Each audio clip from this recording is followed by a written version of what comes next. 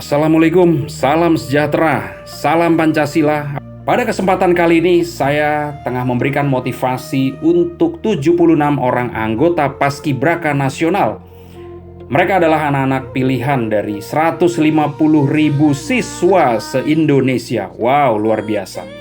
Dan topik kali ini adalah membangun SDM unggul untuk mewujudkan Indonesia Emas 2045.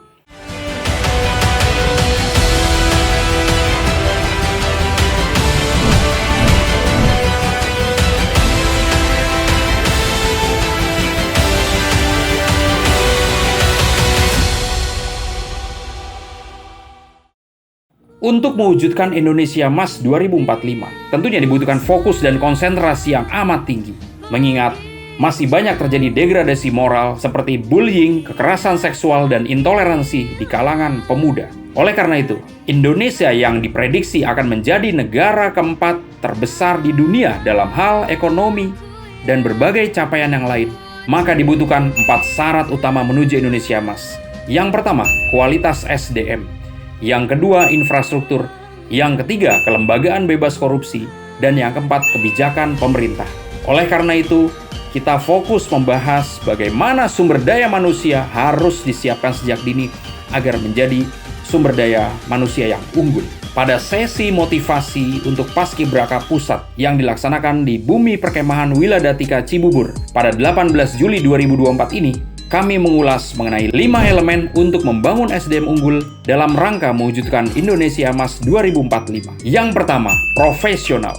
Kita telah mendapatkan contoh sikap profesional dari Bung Karno. Bagaimana Bung Karno di tengah keterbatasan, di tengah kekurangan, di tengah ancaman dan himpitan penjajah, namun tetap dapat memimpin pergerakan revolusi kemerdekaan, pergerakan-pergerakan yang sifatnya senyap, underground, ataupun yang terang-terangan. Sikap profesional ditunjukkan oleh Bung Karno bahkan saat beliau ada di pengasingan dan di tahanan, di mana justru karya-karya ilmiah, karya-karya akademik dihasilkan di bilik penjara dan bilik pengasingan yang membuat jutaan masyarakat Indonesia berkobar untuk meneriakkan api kemerdekaan. Kita mengenal buku Di Bawah Bendera Revolusi yang merupakan masterpiece dari Bung Karno. Dan akhirnya, atas berkat izin dan rahmat Allah Subhanahu wa Ta'ala, pada 17 Agustus 1945, Bung Karno memimpin proklamasi Indonesia. Tanpa jiwa profesional dan patriotisme, tidak mungkin hal itu akan terwujud.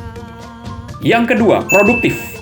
Produktif artinya selalu dapat berkontribusi maksimal di tengah keterbatasan dan dapat sebanyak-banyaknya membantu memecahkan permasalahan yang ada di lingkungan kita. Kita belajar dari Mother Teresa. Mother Teresa, seorang biarawati asal Kalkuta yang mengabdikan dirinya dalam perjuangan kemanusiaan di India. Selama hidupnya, Mother Teresa telah mengoperasikan 517 misi kemanusiaan, lintas agama, lintas suku, lintas budaya, dan lintas negara yang dilakukan di 100 negara yang berbeda. Mother Teresa adalah contoh produktivitas yang harus kita terapkan bagi kita seluruh generasi muda dengan berbagai background agama, pendidikan, pekerjaan kita masing-masing. Kita bisa berkarya seperti beliau. Yang ketiga, inovatif. Inovatif berarti dapat menemukan cara yang berbeda untuk menyelesaikan permasalahan yang sama atau permasalahan sehari-hari. Kita harus belajar dari Ki Hajar Dewantoro, Bapak Pendidikan Nasional yang pada tahun 1922 mendirikan Perguruan Nasional Taman Siswa. Karena Ki Hajar Dewantoro merasa tanpa inovasi dalam dunia pendidikan, maka masyarakat asli Indonesia, terutama rakyat jelata, tidak akan bisa mengenyam pendidikan. Karena pendidikan dasar saat itu hanya milik para kaum bangsawan Belanda dan para anak-anak pejabat atau anak-anak cukong yang dekat dengan kalangan Belanda. Oleh karena itu, Ki Hajar Dewantoro mengajarkan kita terhadap 3 falsafah, Ing Ngarso Sung Tulodo, Ing Madya Mangun Karso, dan Tuturi Handayani, yang terus menjadi pedoman dalam dunia pendidikan sampai hari ini. Dan Ki Hajar Dewantara lah yang berinovasi dengan menciptakan Pancadharma Pendidikan, sehingga menerapkan asas kodrat alam, asas kemerdekaan, asas kebudayaan, asas kebangsaan, dan asas kemanusiaan dalam dunia pendidikan. Tak heran hari ini, Mas Menteri Nadiem Makarim terinspirasi dari Ki Hajar Dewantoro dalam menciptakan kurikulum merdeka.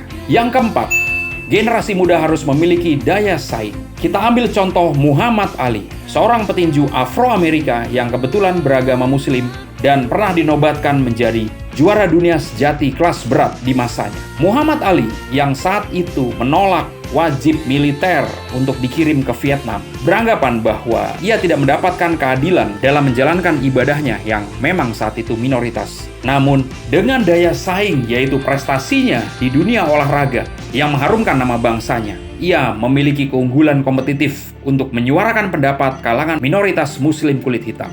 Oleh karena itu, sebagai generasi muda, kita harus memiliki keunggulan sehingga dapat menjadi daya saing, bisa melalui hobi kita, bisa melalui bakat kita, bisa melalui pekerjaan kita, dan apapun profesi kita. Jadikanlah hal tersebut sebagai daya saing untuk menuju kemenangan di Indonesia Emas 2045.